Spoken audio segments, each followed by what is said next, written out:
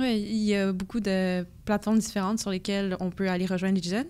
Puis, en fait, en ce moment, c'est quand même un peu difficile d'aller les rejoindre aussi parce que tout le monde est comme un petit peu éparpillé partout. Il n'y a pas vraiment comme un endroit commun où est-ce que les jeunes vont puis se réunissent, à part pour les écoles, où est-ce que, tu sais, ils peuvent voir certaines activités qui sont offertes par les différents arrondissements. Fait que moi, je trouve ça personnellement difficile d'aller rejoindre aussi ces gens-là, puisque comment est-ce qu'on les rejoint? Je pense pas que ces jeunes, ils vont nécessairement regarder la poste pour voir le livret qui arrive comme à chaque saison.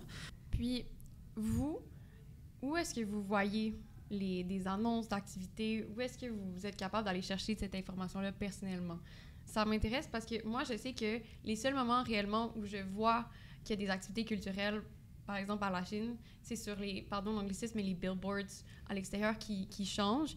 Là, je fais « Ah, wow, il y a des activités de cinéma, il y a plein de choses qui se passent dans mon arrondissement. » Puis c'est vraiment le seul endroit où je remarque qu'il se passe quelque chose.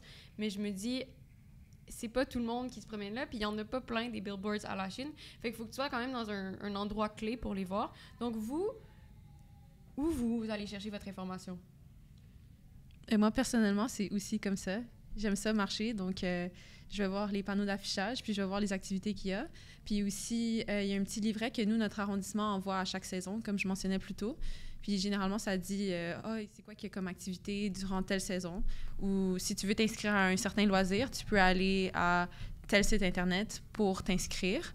Mais je trouve que les horaires sont un peu difficiles, surtout quand tu es à l'école puis que tu dois voyager. Généralement, il y a beaucoup d'activités qui se font le soir, mais comme tôt en soirée, donc comme à 6 heures et tout, mais des fois, on a encore des cours à cette heure-là, donc on arrive, puis on n'a pas nécessairement envie de tout de suite aller s'impliquer dans une activité de loisir. Puis ça peut être un peu difficile à l'école aussi, puisque à l'école, ils n'ont pas nécessairement les activités qui nous intéressent, nous, personnellement, ou des fois, on n'a pas envie de rester plus longtemps à l'école parce que on a des devoirs à faire, on doit étudier. C'est un peu difficile dans ces cas-là. Moi, je me suis abonnée à l'infolettre de mon quartier. Donc, je reçois souvent des courriels des nouvelles activités qui se passent dans le coin. For me, I think it's a privilege in being within like the youth council because a lot of the information that I receive is through the youth council. And I find that there are some gaps because there isn't that much participation within our Piafon youth because I find that there may be a gap with regards to how they receive that information. So I was kind of surprised knowing all of the activities that are going on throughout joining the youth council. So I believe that that's a major gap that we need to start working on to kind of make that information more accessible. I know that we also have like the Desinfolet, like what you were talking about. We also have like the booklets and things like that. But it's just that I find that we need to make it a lot more accessible through youth. Perhaps maybe more social media presence, maybe more community engagement, maybe more posting in the library. That does happen, but I find putting in a way that more youth are able to physically see it and more youth are able to full-on participate, because a lot of our participation levels are with the very like younger age groups, and I find that that's mainly because it's the adults that are getting that information, are able to pass it down.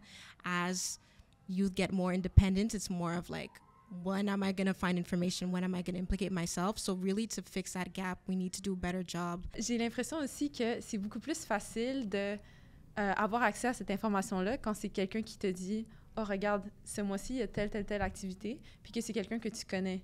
Comme nous, dans le Conseil jeunesse, on nous dit tout le temps que ah, OK, ce mois-ci, il y a une consultation. Si vous voulez y aller, vous pouvez.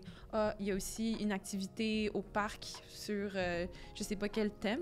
Puis, on aimerait ça avoir des représentants du Conseil jeunesse pour représenter les jeunes puis aller voir qu'est-ce qu'ils font et tout ça.